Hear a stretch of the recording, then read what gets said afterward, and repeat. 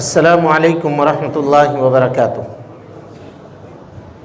الحمد للہ رب العالمین والعاقبۃ للمتقین وأصلی وأسلم علی المبعوث رحمۃ للعالمین۔ اللہم لا علم الا ما علمتنا وزدنا علما یا کریم۔ حاضرین گرامی، دوستوں، بزرگوں اور ساتھیوں، پردہ نشین اسلامی رشتے کی مائیں اور بہنیں، قبل اس کے کہ میں درس کا آغاز آپ کے سامنے کروں، آپ تمام حضرات سے ایک سوال پوچھنا چاہتا ہوں، جو سوال جناب محمد رسول اللہ صلی اللہ علیہ وسلم نے حضرت ابی ابن کعب رضی اللہ تعالی عنہ سے پوچھا تھا۔ یہ بتائیے کہ قرآن مجید کی سب سے بڑی آیت کون سی ہے؟ ماشاءاللہ، وہ کون سی آیت ہے؟ آیت الکرسی۔ اللہ کے نبی جناب محمد رسول اللہ صلی اللہ علیہ وسلم مسجد میں تشریف فرماتے، اور ابی ابن کعب رضی اللہ عنہ یہ بھی مسجد میں تشریف فرماتے۔ ابی ابن کعب نبی صلی اللہ علیہ وسلم کے زمانے میں، نبی صلی اللہ علیہ وسلم کے بعد قرآن مجید کے سب سے بڑے حافظ ہیں اور قاری ہیں۔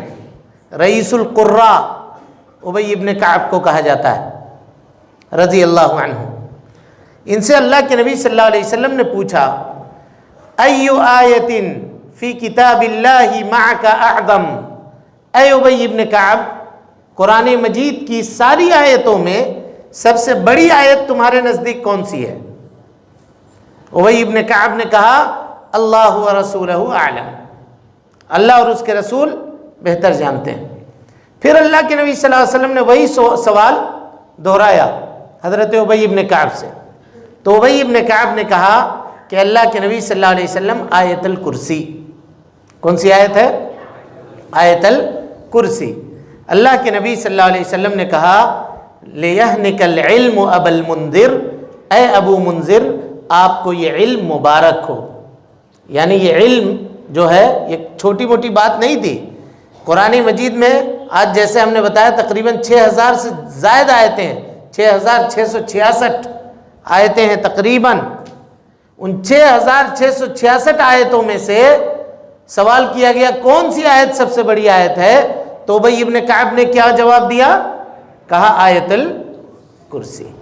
اب سوال یہ ہے، اور اللہ کے نبی صلی اللہ علیہ وسلم نے اس کو صحیح بھی کہا کہ ٹھیک ہے، یہ جو جواب آپ نے دیا ہے یہ درست ہے۔ سوال یہ ہے کہ اس آیت کو اتنی فضیلت کیوں حاصل ہے؟ کیوں حاصل ہے؟ اور کوئی جواب؟ اور کوئی جواب؟ اور کوئی جواب؟ یہ ہے یہ توحید کہیے، سب سے زیادہ توحید کا بیان ہے۔ علامہ ابن قیم رحمۃ اللہ علیہ کہتے ہیں کہ قرآن مجید میں توحید کا اتنا جامع بیان دوسرے کسی اور آیت میں نہیں آیا۔ اللہ تعالیٰ نے تمام آیتوں میں جو بیان کیا، یعنی سورہ حدید کے شروع میں، سورۃ الحشر کے اخیر میں جو چیزیں بیان ہوئی، ان تمام چیز کو سمیٹ کر کے اس ایک آیت کے اندر اللہ رب العالمین نے بیان کر دیا۔ اسی وجہ سے اس کی فضیلت ہے۔ اب اس کی فضیلت کیا ہے؟ دیکھیے، 3 طرح کی فضیلتیں وارد ہوئی ہیں اس آیت کے سلسلے میں، اکیلے ایک آیت کے سلسلے میں 3 فضیلت ہے۔ حضرت ابو امامہ الباہلی رضی اللہ تعالی عنہ کہتے ہیں کہ میں نے اللہ کے نبی جناب محمد رسول اللہ صلی اللہ علیہ وسلم سے یہ کہتے ہوئے سنا ہے، نسائی کی روایت ہے، علامہ البانی نے روایت کو صحیح کہا ہے۔ کہتے ہیں کہ اگر کوئی آدمی ہر نماز کے بعد، یعنی فرض نماز کے بعد، اگر آیت الکرسی کی تلاوت کرتا ہے، پڑھتا ہے آیت الکرسی، تو اس کے جنت جانے میں صرف موت کا فاصلہ ہے، یعنی مرا اور جنت داخل ہوگا۔ فضیلت دیکھیے اس آیت کی، ایک آیت کی، کہ اگر کوئی آدمی فرض نماز کے بعد، یعنی ابھی ہم لوگوں نے عشاء کی نماز ادا کی، عشاء کی نماز کے بعد اگر کوئی پڑھا ہوگا اور عشاء سے لے کر فجر کے درمیان اللہ رب العالمین کے حکم سے اگر کسی کی وفات آ گئی تو نبی صلی اللہ علیہ وسلم کی اس حدیث کے مطابق وہ آدمی جنت میں داخل ہوگا. لیکن آیت الکرسی کو اگر ایسے ہی پڑھے آدمی بغیر معانی اور مفہوم کے سمجھے ہوئے تو وہ فائدہ اس کو حاصل نہیں ہوگا جو فائدہ حاصل ہونا چاہیے. اور یہی چیز تمام اذکار کا ہے. صبح شام کے جو اذکار ہیں لوگ یوں ہی یاد کر لیتے ہیں اور اس کو پڑھتے ہیں, پھر وہ کہتے ہیں کہ ہم کو تو فائدہ ہی نہیں ہو رہا ہے صبح شام کے.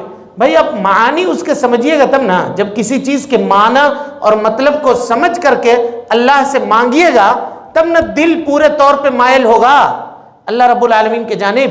ہم کیا کہہ رہے ہیں اللہ تعالیٰ سے, کس طرح سے ہم سمجھیں گے. مثال کے اس کی ایک مثال لیجئے.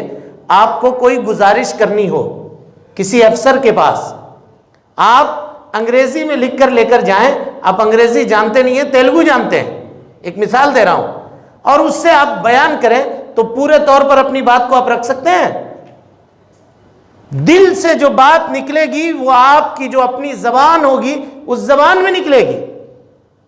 پورا دل حاضر و ناظر ہوگا گفتگو کرنے میں, پورا دل کا اطمینان ہوگا, اور اللہ رب العالمین سے آدمی گریزاری کرے گا, سوال کرے گا تو اللہ رب العالمین اس کے سوالوں کو پورا کرے گا.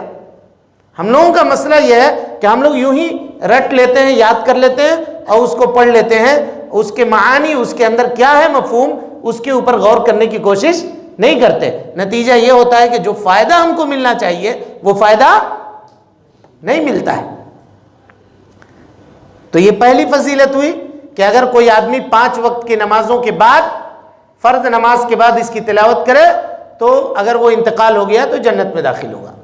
دوسری فضیلت دیکھیے, یہی ابی ابن کعب کی روایت ہے. ایک مرتبہ انہوں نے اپنے گھر میں کھجور رکھا تھا, کھجور کٹ کے آیا تھا کھیت سے, اور انہوں نے اپنے گھر میں جیسے دھان چاول لوگ جمع کرتے رکھتے تھے نا, ویسے انہوں نے کھجور رکھا تھا. ایک روز کھجور کو کھول کر دیکھا تو دیکھا کہ اس میں سے 3-4 مٹھی کھجور جو ہے وہ کم ہے. جتنا رکھا تھا لیول, وہ لیول گھٹا ہوا ہے, کم ہے. تو ایک روز بیٹھ گئے انتظار میں کہ کون لے کر جا رہا ہے. تو دیکھا کہ کوئی چھوٹا بچہ جیسا کوئی داخل ہوا, انہوں نے اس کا ہاتھ پکڑ لیا. ہاتھ جب پکڑا تو ہاتھ میں بال جیسے احساس ہوئے, اور جس طرح سے پنجے ہوتے ہیں جانور کے, وہ پنجے کے طرح سے اس کا ہاتھ تھا. کہا کون ہو تم؟ کہا کہ میں جنی ہوں, جنات ہوں. کہا تمہاری خلقت ایسی ہے؟ کہا ہاں ہماری خلقت ایسی ہے. کہا اچھا ٹھیک ہے, یہ بتاؤ چوری کرنے آئے تھے؟ کہا چوری کرنے. تم سے بچنے کا کیا اپائے ہے بھائی؟ ابی ابن کعب نے کس سے پوچھا؟ جنی سے پوچھا. یہ بتاؤ تم سے بچنے کا کیا اپائے ہے, کیا راستہ ہے, کیسے بچیں گے ہم؟ تو اس نے کہا کہ آیت الکرسی کی تلاوت کرو. جنی نے کیا کہا؟ آیت الکرسی کی تلاوت کرو. گئے اللہ کے نبی صلی اللہ علیہ وسلم کے پاس صبح ہو کر کے, اور کہا کہ اللہ کے نبی صلی اللہ علیہ وسلم رات میرے ساتھ ایسا ایسا معاملہ ہوا ہے. آپ صلی اللہ علیہ وسلم نے کہا کہ وہ ہے تو جھوٹا, لیکن بات اس نے بالکل سچ اور درست کہی ہے, بالکل سچ اور درست کہی ہے. اور یہی ایک واقعہ اسی طرح کا حضرت ابو ہریرہ رضی اللہ تعالی عنہ سے راوی ہے, بخاری شریف کا واقعہ ہے. کہتے ہیں کہ مسجد نبوی میں رمضان کے صدقے کا یعنی صدقۃ الفطر کا کھجور جمع ہو رہا تھا, رکھا جا رہا تھا ڈھیر لگا کر کے. تو اللہ کے نبی صلی اللہ علیہ وسلم نے اس کی حفاظت کے لیے حضرت ابو ہریرہ رضی اللہ تعالیٰ عنہ کو متعین کیا تھا. ایک رات حضرت ابو ہریرہ حفاظت کر رہے تھے, کوئی چور آیا اور جھولی میں کھجور اٹھا کر کے ڈالنے لگا. حضرت ابو ہریرہ نے پکڑ لیا ان کو, کہا یہ تم کیا کر رہے ہو, چوری کر رہے ہو, صبح میں ہم تم کو اللہ کے رسول کے سامنے حاضر کریں گے. وہ رونے لگا, میرے بال بچے ہیں, میں غریب آدمی ہوں, چھوڑ دو, اب دوبارہ ایسا نہیں کروں گا, غلطی ہو گئی مجھ سے. حضرت ابو ہریرہ نے اس کو چھوڑ دیا. صبح جب ہوئی تو اللہ کے نبی صلی اللہ علیہ وسلم نے پوچھا, اے ابو ہریرہ تمہارے رات کے مہمان کا کیا حال ہے, کیا ہوا, رات میں کوئی مہمان آیا تھا تمہارے پاس؟ کہاں اللہ کے رسول صلی اللہ علیہ وسلم آیا تھا, اس طرح سے رونے لگا تو میں نے اس کو چھوڑ دیا, معافی مانگا مجھ سے. نبی صلی اللہ علیہ وسلم نے کہا ہوشیار رہنا، وہ آج رات پھر آئے گا، وہ آج رات پھر آئے گا۔ حضرت ابو ہریرہ کو یقین تھا کہ جب اللہ کے نبی صلی اللہ علیہ وسلم نے کہا ہے تو وہ ضرور آئے گا، انتظار میں تھے، وہ دوبارہ آیا۔ پھر حضرت ابو ہریرہ نے پکڑ لیا، پھر اس نے رونا گانا شروع کیا، چھوڑ دو چھوڑ دو، حضرت ابو ہریرہ نے چھوڑ دیا۔ صبح جب ہوئی، نبی صلی اللہ علیہ وسلم نے کہا آیا تھا مہمان؟ کہاں آیا تھا؟ کیا ہوا؟ کہا وہ اس نے عذر پیش کی، ہم نے اس کو چھوڑ دیا۔ کہا آج پھر آئے گا۔ تیسری رات پھر حضرت ابو ہریرہ انتظار میں تھے، وہ پھر آیا اور اس کو ابو ہریرہ نے پکڑ لیا، کہا آج تم کو نہیں چھوڑیں گے۔ کہا سنو ایک چیز بتاتا ہوں، یہ مجھ سے سیکھ لو اور مجھ کو چھوڑ دو۔ کہا کیا ہے بتاؤ؟ کہا جب تم اپنے بستر پر آؤ تو لا الہ اللہ لا الہ الا هو الحی القیوم آیت الکرسی کی تلاوت کر لو، صبح تک اللہ رب العالمین کے فرشتے اللہ تعالیٰ کے حکم سے تمہاری حفاظت کریں گے، کوئی بھی نقصان دہ چیز تمہارے قریب نہیں جائے گی، کوئی بھی معاملہ نہیں جائے گا۔ ابن قیم رحمۃ اللہ علیہ نے زاد المعاد کے اندر لکھا ہے بیماریاں عام طور پہ کب ہوتی ہیں؟ رات کے وقت نازل ہوتی ہے۔ بخار اگر کسی کو بڑھنا ہے رات کو بڑھتا ہے، کوئی اور معاملہ ہے، جسم میں درد ہے، کچھ ہے، زیادہ احساس کب ہوتا ہے؟ آدمی جب سونے بستر میں جاتا ہے یا صبح سو کر کے جب اٹھتا ہے تب احساس ہوتا ہے کہ یہ یہاں درد ہو رہا ہے، فلاں جگہ درد ہو رہا ہے، یہ اچھا جسم میں اچھا نہیں لگ رہا ہے۔ یہ نازل رات کو ہوتی ہیں۔ ابن قیم کہتے ہیں کہ اگر کوئی آدمی چاہتا ہے کہ وہ پریشانیوں سے، بیماریوں سے محفوظ رہے، غم و ہم سے محفوظ رہے، تو اس کو چاہیے کہ رات کو سونے وقت آیت الکرسی کی تلاوت کر کے باوضو ہو کر کے سو جائے، اللہ رب العالمین کے فرشتے اس کی حفاظت میں کھڑے رہیں گے یہاں تک کہ وہ صبح کر لے۔ اور صبح کو جو پڑھے گا وہ شام تک حفاظت میں رہے گا، شام کو جو پڑھے گا وہ صبح تک حفاظت میں رہے گا۔ یہ ابی ابی ابن کعب کی روایت میں اس کو آپ نے پڑھ لیا، جان چکے۔ یہ فضیلت ہے کس کی؟ ایک اکیلے سورت کی، آیت الکرسی کی۔ اب سوال یہ ہے کہ یہ فضیلت ایک اکیلے آیت کو کیوں حاصل ہے؟ چھوٹی سی آیت کو یہ فضیلت کیوں حاصل ہے؟ اسی کو سمجھنے کے لیے آج کے اس درس کو ہم نے خاص کیا ہے۔ غور سے ذرا اس کے معانی کو اور اس کے مفہوم کو ہم اور آپ سمجھنے کی کوشش کرتے ہیں۔ اللہ تعالیٰ کہتا ہے اللہ لا الہ الا ہو، اللہ رب العالمین ہے، نہیں ہے کوئی معبود برحق سوائے اللہ رب العالمین کے۔ اس کو سمجھیے، یہ کلمہ توحید ہے، لا الہ الا اللہ، یہ کیا ہے؟ کلمہ توحید ہے۔ کلمہ توحید دنیا کے تمام ذکر اور اذکار میں سب سے افضل ذکر جو ہے وہ کیا ہے؟ لا الہ الا، افضل الذکر کلمۃ لا الہ الا اللہ، یہ لا الہ الا اللہ۔ حضرت موسیٰ علیہ السلام نے اللہ رب العالمین سے سوال کیا تھا کہ اللہ رب العالمین مجھے ایک کلمہ سکھائیے جس کے ذریعے سے میں آپ سے سوال کروں اور آپ سے دعا کروں۔ اللہ رب العالمین نے کہا یا موسیٰ، اے موسیٰ کہیے قل لا الہ الا اللہ، لا الہ الا اللہ کہیے۔ حضرت موسیٰ علیہ السلام نے کہا یا ربی کل عبادک یقولون ھذا، تیرے سارے بندے تو لا الہ الا اللہ کہتے ہیں، میں کچھ اسپیشل چاہتا ہوں، کوئی خاص چیز، خصوصی چیز ہم کو بھیجیے۔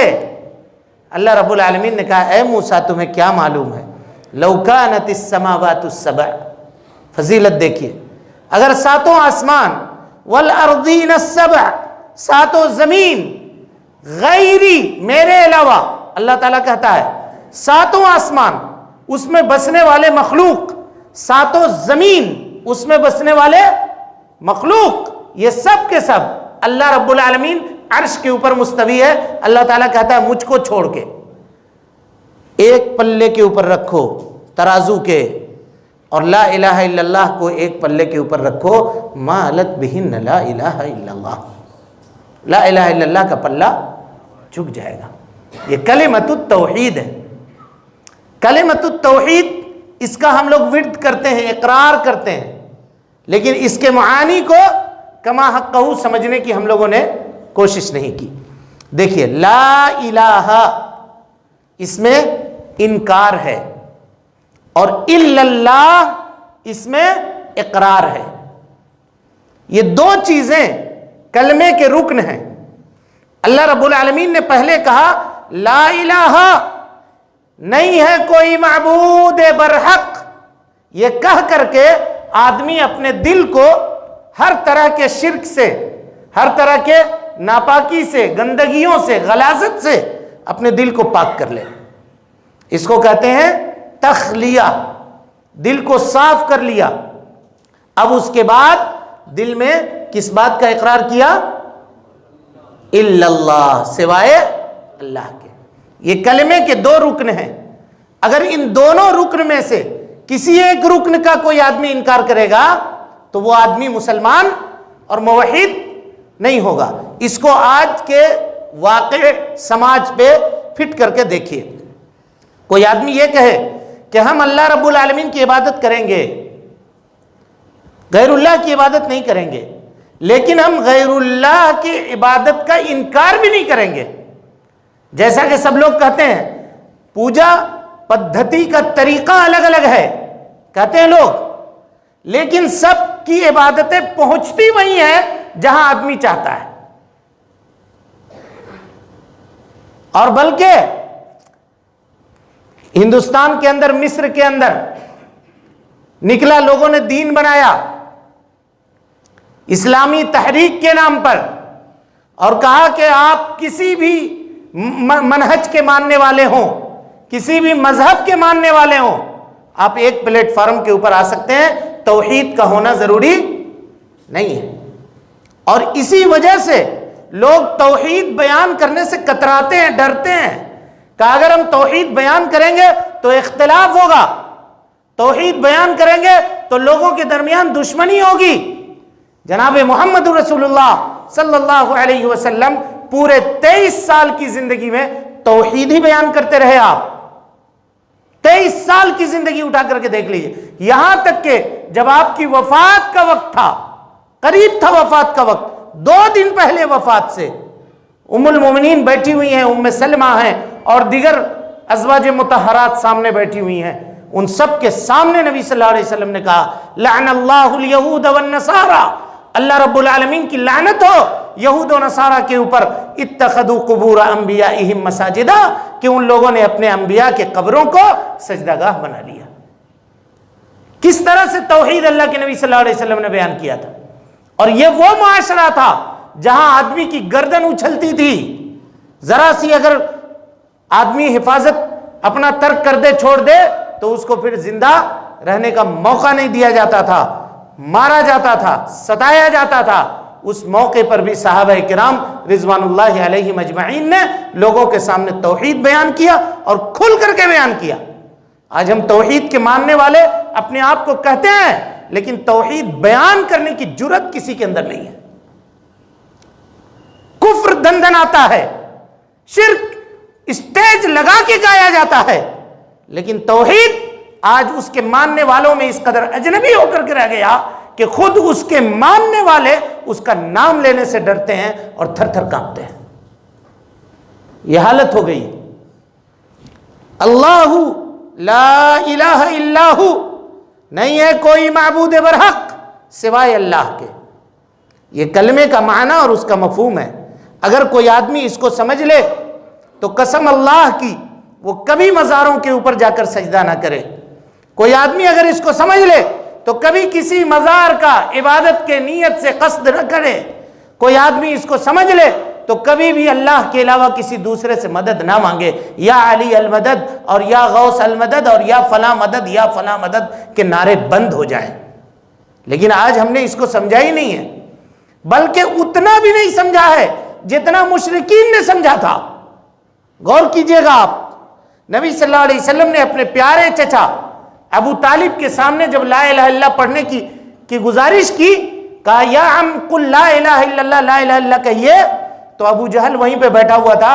اس نے کہا کہ اترغب عن ملت عبد المطلب، یعنی یہ کہنا اس بات کی دلیل تھی کہ ابو جہل لا الہ الا اللہ کو سمجھتا تھا. یعنی اے ابو طالب، تم لا الہ الا اللہ کہو گے تو تمہارے باپ دادا جس دین کو مانتے تھے اس دین کو چھوڑنا پڑے گا. یہ جو لات کی، عزا کی، منات کی عبادت کرتے تھے اس کی عبادت کو ترک کرنا پڑے گا. آج ہم کیسے مسلمان ہیں؟ صبح سے لے کے شام تک لا الہ الا اللہ پڑھتے ہیں، مزاروں پہ سجدہ بھی کرتے ہیں، لا الہ الا اللہ کرتے ہیں، پڑھتے ہیں، عورتوں کی بھیڑ لگی ہوتی ہے مزاروں کے اوپر، صبح و شام جا کر کے لوگ حاضریاں دیا کرتے ہیں.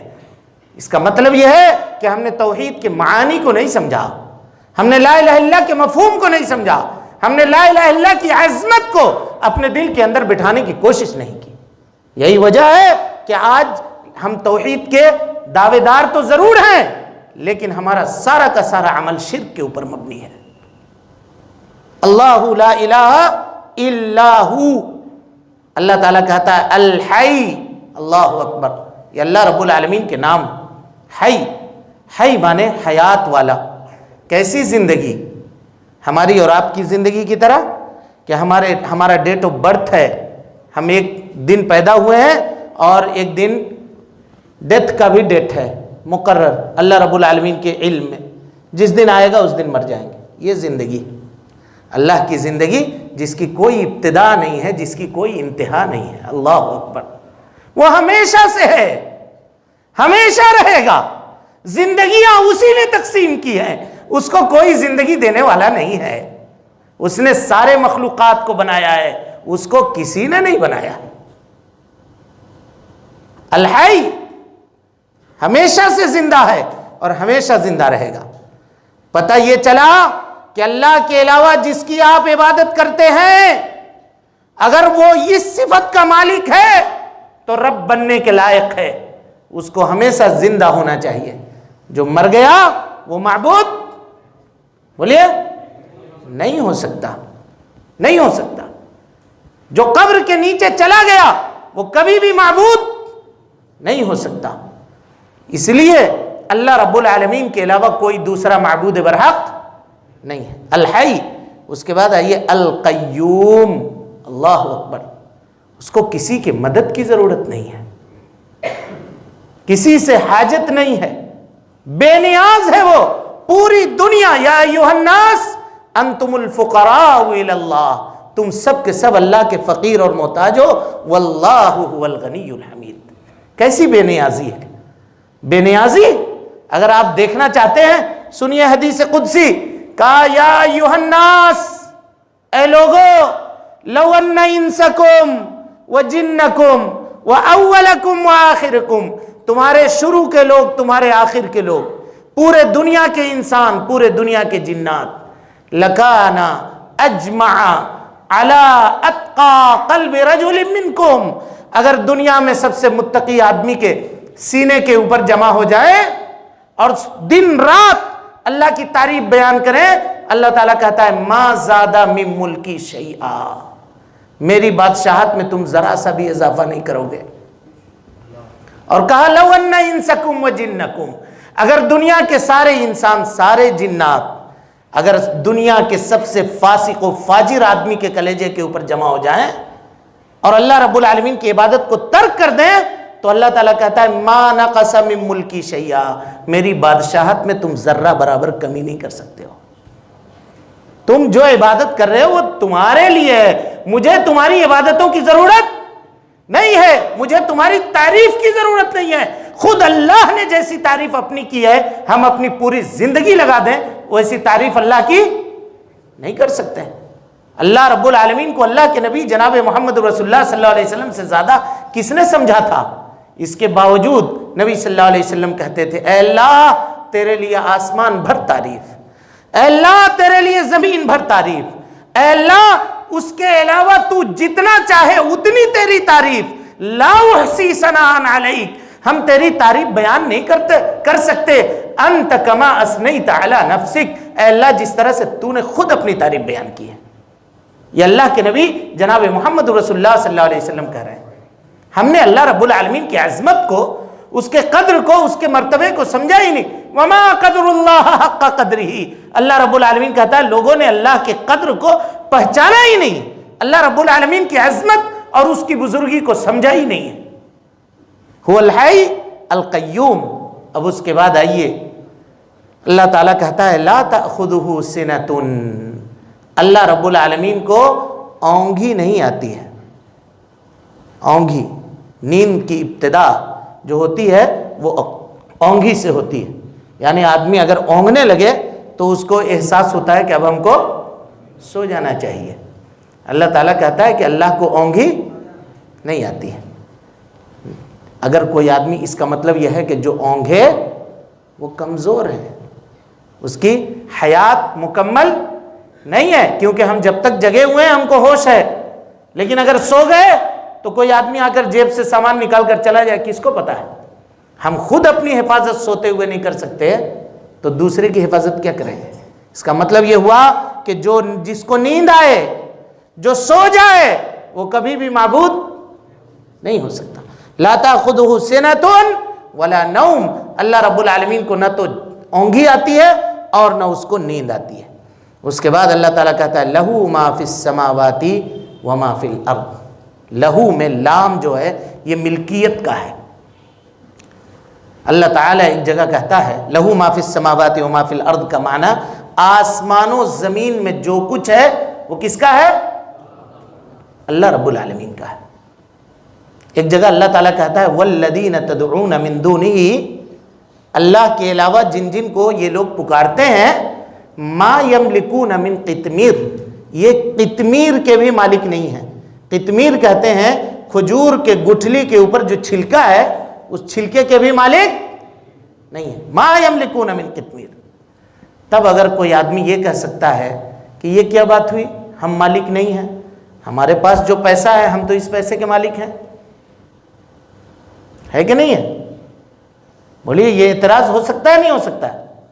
اللہ نے کہا آسمان و زمین میں جو کچھ ہے وہ اس کا ہے، اللہ کے علاوہ تم جس کو پکارتے ہو وہ ایک کھجور کے چھلکے کے بھی مالک نہیں ہے۔ ہم کہیں گے میرے پاس جو کیش ہے یا جو بینک بیلنس ہے ہم اس کے مالک ہیں یا نہیں ہیں؟ بولیے بھائی، پھر اس آیت کا کیا جواب ہوگا کہ وہ مالک نہیں ہے؟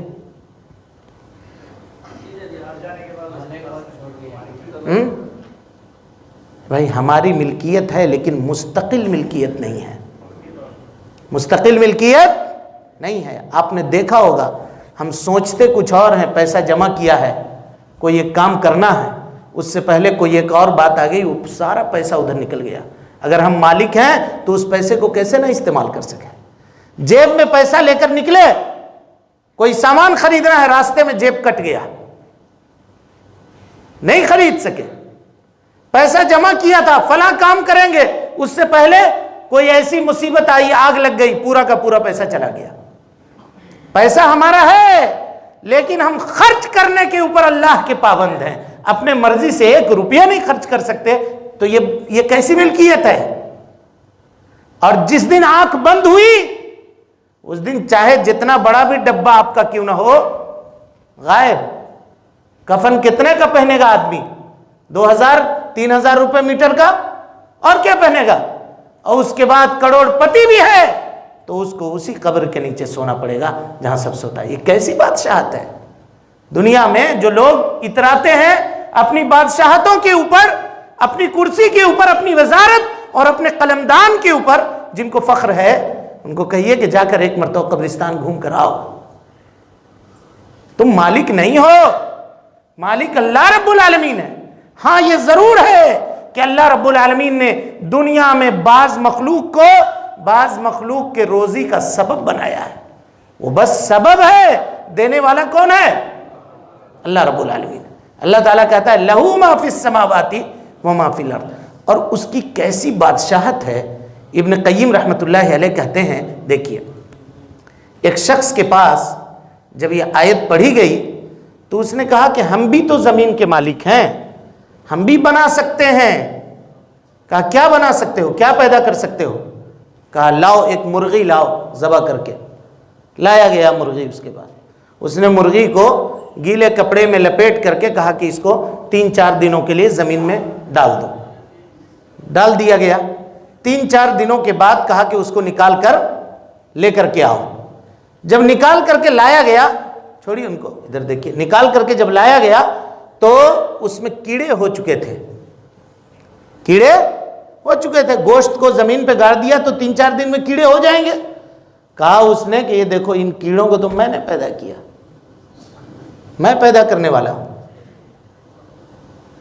وہاں جو شخص تھا اس نے جواب دیا، کہا ٹھیک، بالکل صحیح کہا آپ نے کہ اس کو آپ نے پیدا کیا، لیکن جو رب ہے یعنی جو اللہ ہے اس نے کتنا پیدا کیا، اس کے پاس کاؤنٹ ہے، اس کی مخلوق کتنی ہے.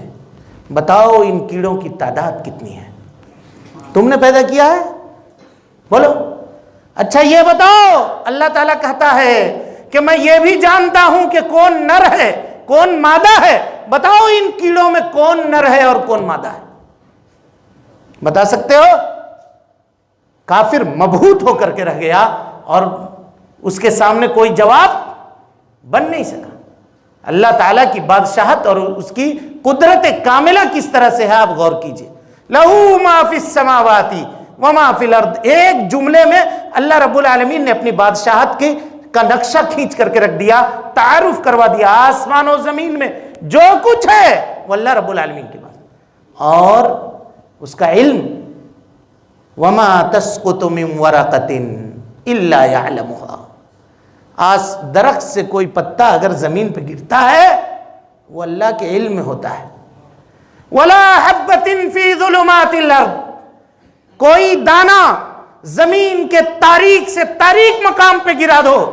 ولا رطب ولا یابس، خشکی میں گراؤ یا تری میں گراؤ، الا فی کتاب مبین، اللہ رب العالمین نے اس کو کھلے ہوئے کتاب کے اندر لکھ رکھا ہے. یہ اس کا علم ہے. یا بنی انہا ان تک مثقال حبۃ من خردل فتکن فی صخرۃ او فی السماوات او فی الارض یأتی بها اللہ. اے بیٹے، کوئی گناہ کرتے ہو کوئی بھی نیکی کرتے ہو، پہاڑ میں چھپ کر کے کرو یا پہاڑ کے چٹان کے نیچے دبا دو، قیامت کے دن اللہ تعالیٰ وہاں سے اٹھا کر کے اس کو لے آئے گا. لہو ما فی السماوات وما فی الارض. اس کے بعد یہ مشرکین جو غیر اللہ کو پکارتے ہیں، یہ پکارنے میں سب سے بڑی چیز جو ہوتی ہے وہ یہ ہوتی ہے کہ یہ لوگ اللہ کے پاس ہماری سفارش کر دیں گے. یہی ہوتی ہے نا. لوگ کہتے ہیں کہ نہیں کہتے ہیں، جو جتنا گناہ کرنا ہے کرو. بلکہ ایک مقرر ہے حیدرآبادی، تقریر میں کہتا ہے نماز پڑھنے والا گمراہ ہو سکتا ہے، روزہ رکھنے والا گمراہ ہو سکتا ہے، فلاں گمراہ ہو سکتا ہے، فلاں گمراہ ہو سکتا ہے، لیکن غوث پاک کا جو مرید ہے وہ کبھی گمراہ نہیں ہو سکتا. اعوذ باللہ من ذالک. جو مزاری مسلمان ہے وہ کبھی گمراہ نہیں ہو سکتا. یہ کہہ کر کے یہ پیٹ اور پلیٹ کے دھندے چلاتے ہیں. یہ اگر یہ عوام کو نہ سمجھائیں تو کل ان کی روزی بند ہو جائے. اس بات کو سمجھیے آپ.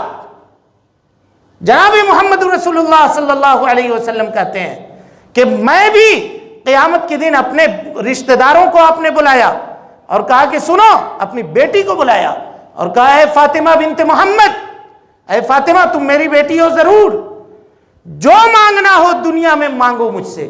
سلینی من مالکی ما شئت، اب میرے مال سے جو مانگنا چاہتے ہو مانگ لو، قیامت کے دن میں تمہارا کچھ نہیں کام آ سکوں گا. جب نبی صلی اللہ علیہ وسلم اپنے بیٹی کے کام نہیں آ سکتے ہیں تو کیا یہ پیر جن کو ہم نے دیکھا تک نہیں ہے اور یہ پتہ نہیں کس کے ہاتھ پہ ہم اس کے نام سے بیعت کر رہے ہیں، یہ قیامت کے دن اللہ کے عذاب سے ہم کو بچانے کے اوپر طاقت رکھے گا؟ اسی کو اللہ تعالیٰ نے کہا من ذا الذی یشفع عندہ الا باذنہ. اللہ رب العالمین کی اجازت کے بغیر کون ہے جو سفارش کر دے قیامت میں؟ اور صرف اجازت سفارش کرنے والے کو نہیں چاہیے، جس کے لیے سفارش کی جا رہی ہے اس کے لیے بھی اجازت چاہیے. اور نبی صلی اللہ علیہ وسلم جو سفارش کریں گے وہ ایسے ہی سفارش ہوگی، نفسی نفسی کا عالم ہوگا. ہر نبی کہیں گے کہ نہیں بھائی میں نہیں کر سکتا آج.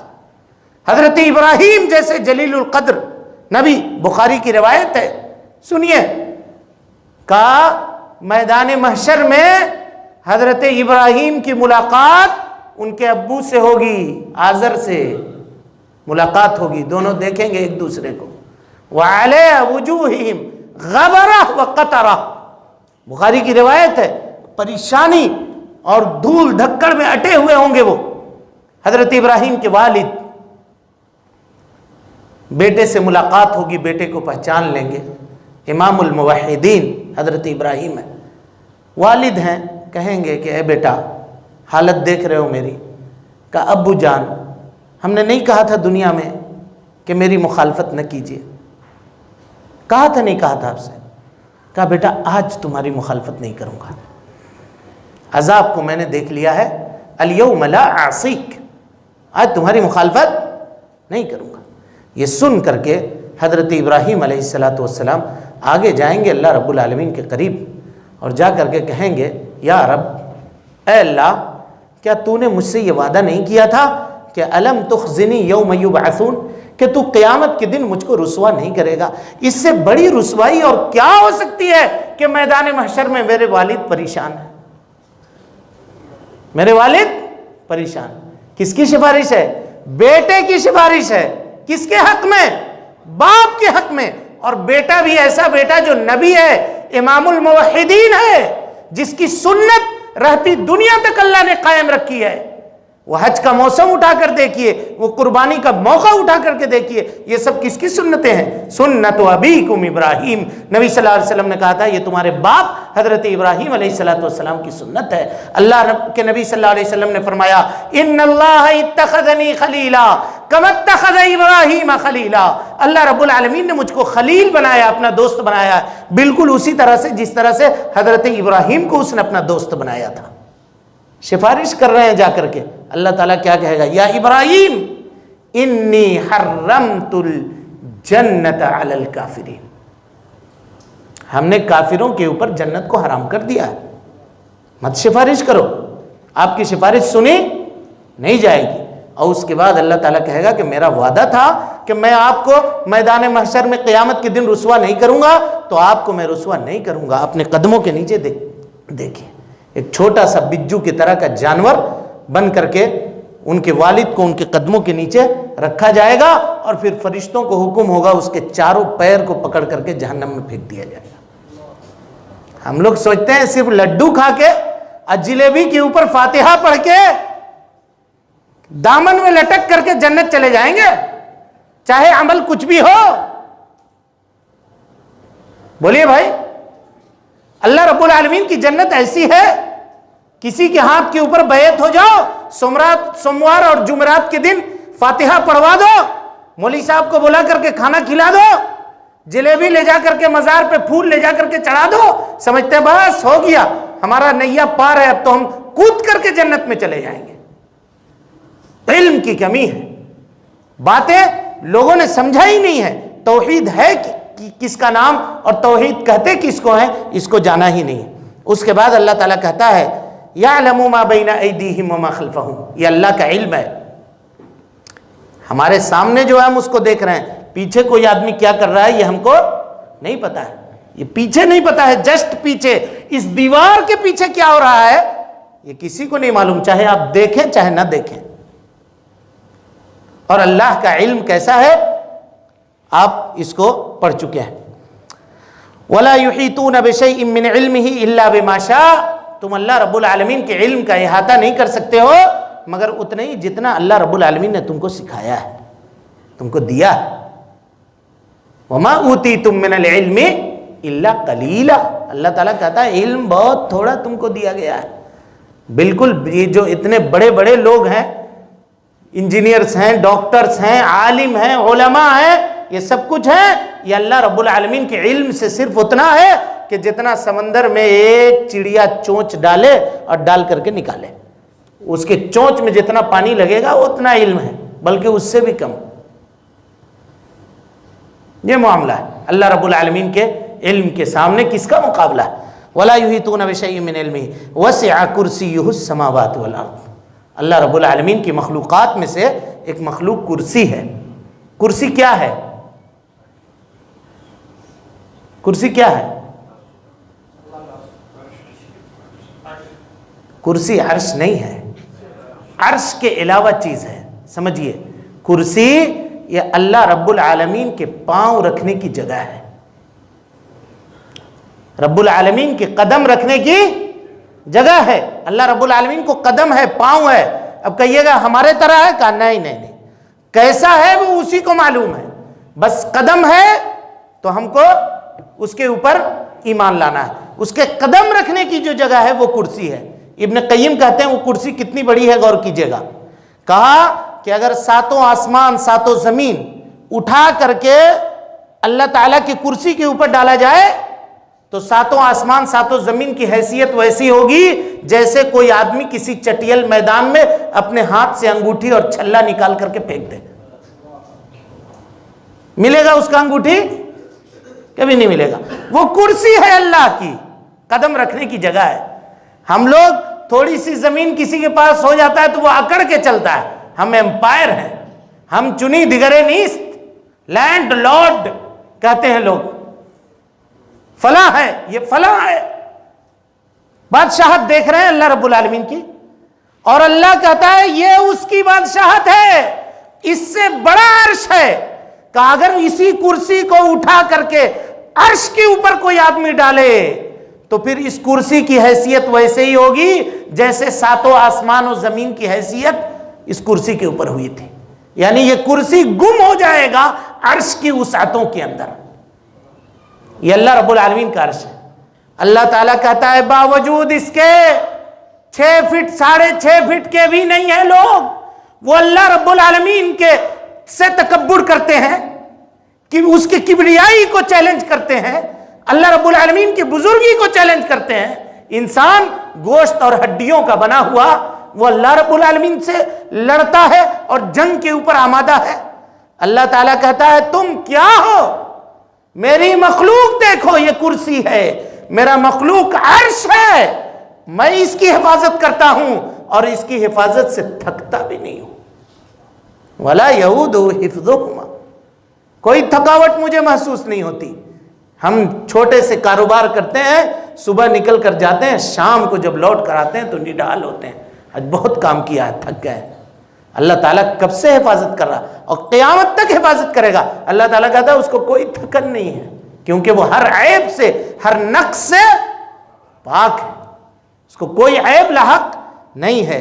اس کے بعد اللہ تعالیٰ کہتا ہے وَهُوَ الْعَلِيُّ الْعَظِيمُ، اللہ تعالیٰ علی ہے، بلند ہے، سب سے بلند ہے، عرش کے اوپر مستوی ہے اور عظیم ہے، سب سے عظمت والا ہے۔ اس کی عظمت اور اس کی کبریائی میں کوئی ساجی نہیں، کوئی شریک نہیں۔ یہ سمجھیے کہ چند باتیں تھیں آیت الکرسی کے تعلق سے جو ہم نے آپ کے سامنے رکھی ہیں، ورنہ وقت اس کی اجازت نہیں دیتا۔ اگر اس کی تشریح آدمی کرنے پہ چل جائے اور علماء کے جو اقوال ہیں اس کو بیان کرنے لگے تو رات بھی کافی نہیں ہوگی اس کی عظمت کو پورے طور پہ بیان کرنے کے لیے۔ یہ اتنی عظیم صورت ہے۔